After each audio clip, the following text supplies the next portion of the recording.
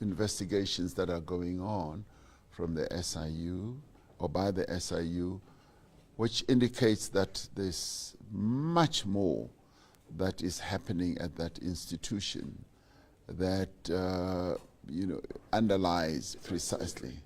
That's unsavory, that underlies the challenges that he's going through.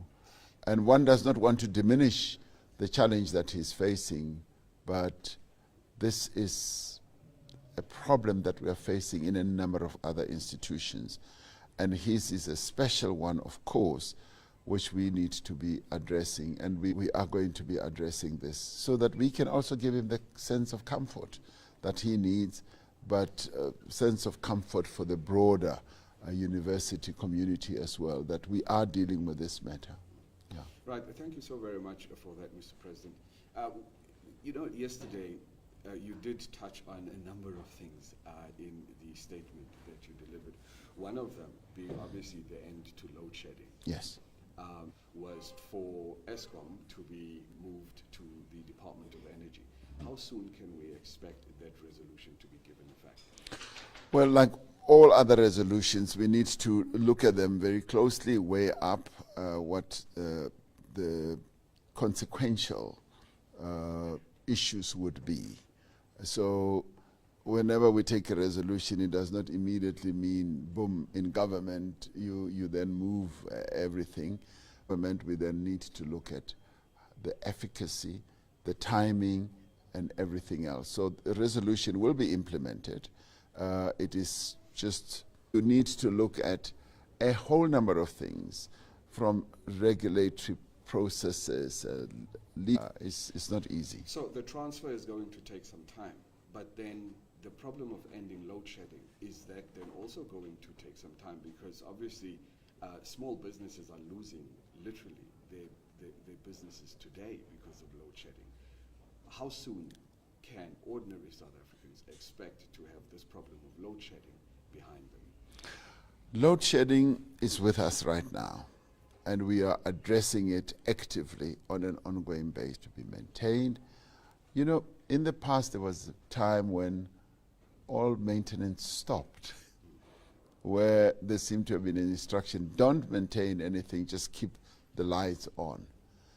Where would that instruction have come from, Mr. President? Well, it was part of the whole system, government, Eskom and all that. And we are now reaping the horrible time to build power stations. And when Medupi and Kusile were then built, which are mega power stations, the intellectual property, the intellectual capability that used to reside in Eskom had left, because no power stations were being built, and a number of people had been in Eskom just to build power stations. So they left, they were employed elsewhere in the world, and went in flows today, because it was not being properly monitored and project managed. So in the end, what I will be able to say is that load shedding is a national crisis.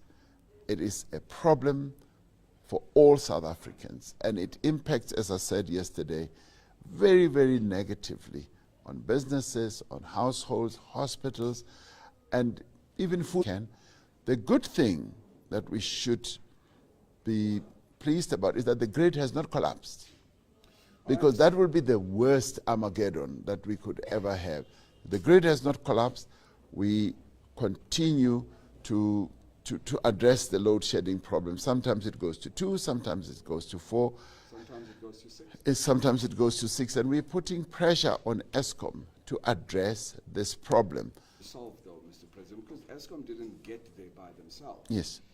Eskom was governed by the African National Congress for yes. all of those years. Yes. And how much of the responsibility of the load shedding and the current crisis that we find ourselves in, and Eskom, does the African National Congress accept? I mean, we can do blame shifting and say you're to blame and all that, but it's not going to solve the current problem. But can the ANC then at least acknowledge? No, we do. I have said that repeatedly. I have said that, yes, we have weakened our own processes of making sure that Eskom and the electricity generation problem is properly managed. I have said it in public addresses, meetings, family meetings. I have said that. Right now, the time is not so much deal and make sure that we solve this problem. And this is precisely the call I was also making yesterday, that let's all work together and solve these problems. All right, thanks for that, Mr. President. Let's move on. One of the other issues that you also addressed quite vociferously yesterday was the issue of the state of our municipalities, the neglect that they're in. I'm sure you must have been, I mean, some of the stuff that we saw there, Mr. President, is not fit for human beings to be able to live in. And that's all under the governance of the African National Congress. For sure. I think many of our municipalities are dysfunctional. They're in a bad state of affairs, repairs, governance, and management. And we've acknowledged that. And that is why yesterday, Mangau, we need to be looking at how we rebuild is going to be put right. I mean, for me, possibly that's the starting point. But there are many others throughout the country. And I've given a very clear instruction to the department. Political infighting amongst our people, the management, the lack of skills, as well as the finance. A number of the municipalities don't even have a revenue base. The way we've configured our municipality architecture, we've given municipalities a responsibility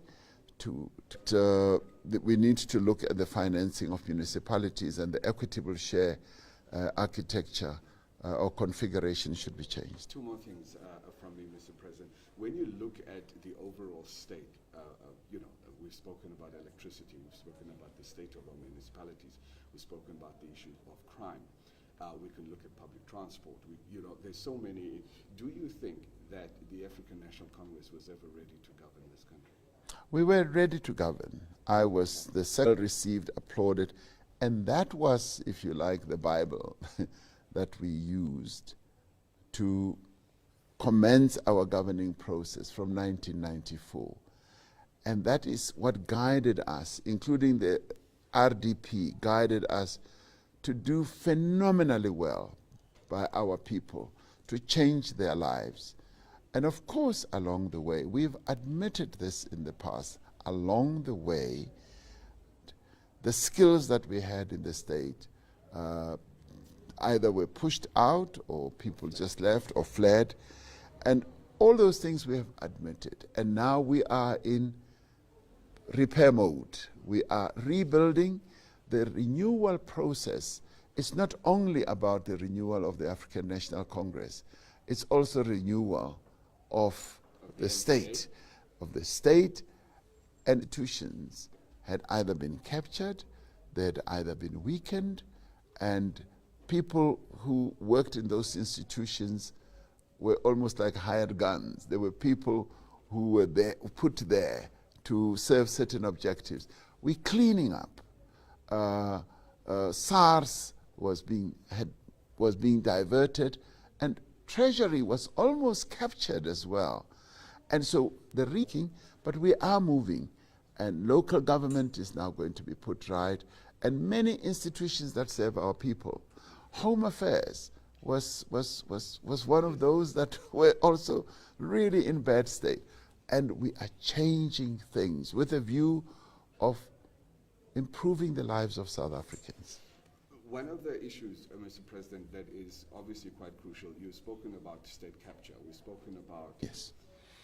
Yesterday, former apartheid Deputy Minister of Police and Defense, Adrian Flock, died.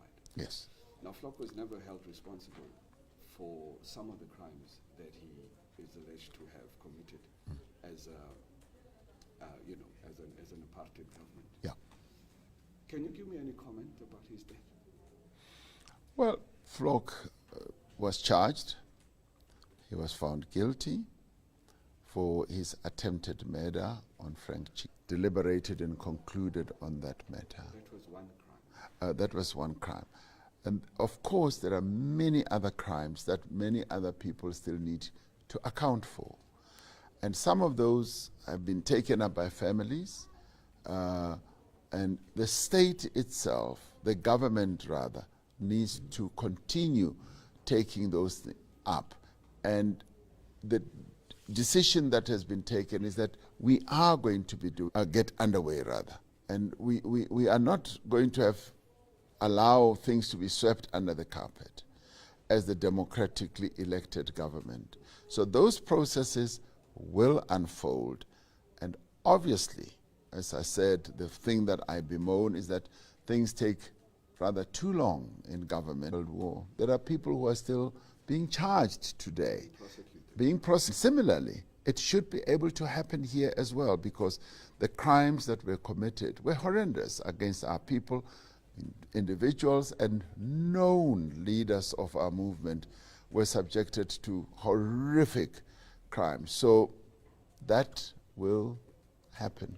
Sosa, who of course is engaging the media today following his delivery of the African National Congress's January 8th statement. Oli, from us at Luthuli House, it's over to you guys in studio.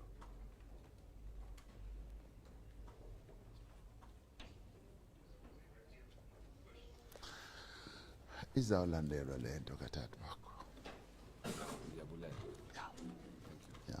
Be careful of your microphone. Yes. No, Or eyakho can de-mic me. also, why didn't you come to Firehook yesterday? No, because, you know what happened? I can whisper to you. I didn't go because I was finalizing. We were working on it until late.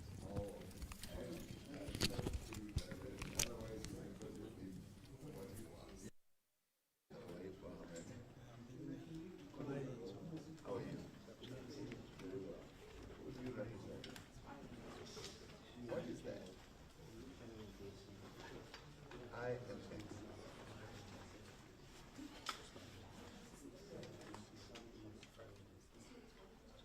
So it's like the Al Jazeera of South Africa.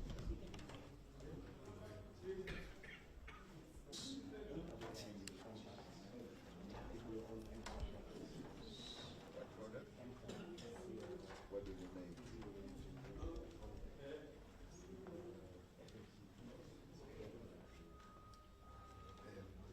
President, can you say something? 1, 2, 3, 4. Can you hear me?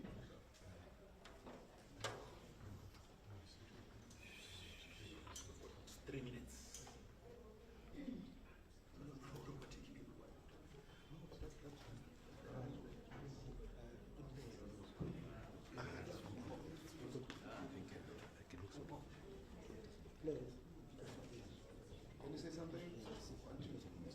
1, 2, 3, 4. Can you hear me? Is it better?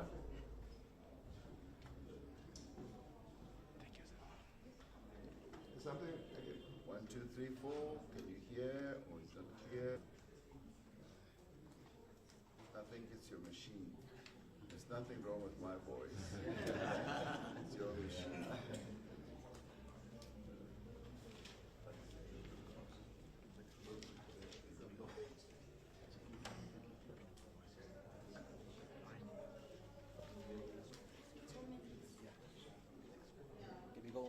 Yeah, we can go.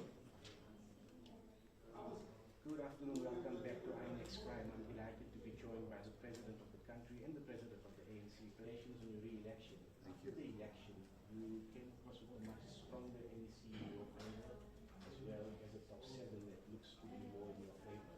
When we see a more decisive ANC presidency and a more decisive president dealing with the issues within the ANC and in the country? Well, this is a new leadership that's been elected, a new mandate, and obviously the ANC delegates in the conference, they want us to address the problems that our people are facing. So to be moving with great urgency to address those problems. Another issue that's come up, another issue, when we former stalwarts have been speaking of the lack of representation of other races within the ANC. Is it a worry for you moving into the next election that the ANC doesn't have enough representation? Well, it's a concern for me. We are an organization that is irrevocably committed to non-racialism, to a diverse representation of a point of view, gender-based point of view, and a whole number of other groupings that also needs to be represented. I obviously get concerned, and it's a matter that we are raising very prominently in the ANC, because it is important that the ANC should be seen as an organization that is representative of the makeup of our country, the demographic makeup of our country, as well as, if you like, the regional makeup of our country. We are supposed to be representing the people of South Africa as a whole, as South Africa belongs to all who live in it. So we cannot have certain groups, the African National Congress, that affects the people of our country as a whole. Mr. President, thank you so much for your time. It was a pleasure speaking to you. To our viewers out there, that was a conversation with the President, who's been engaging the media here at Mthuli House. Back to you at the studio. Thank you. Thank you so much. Thank you.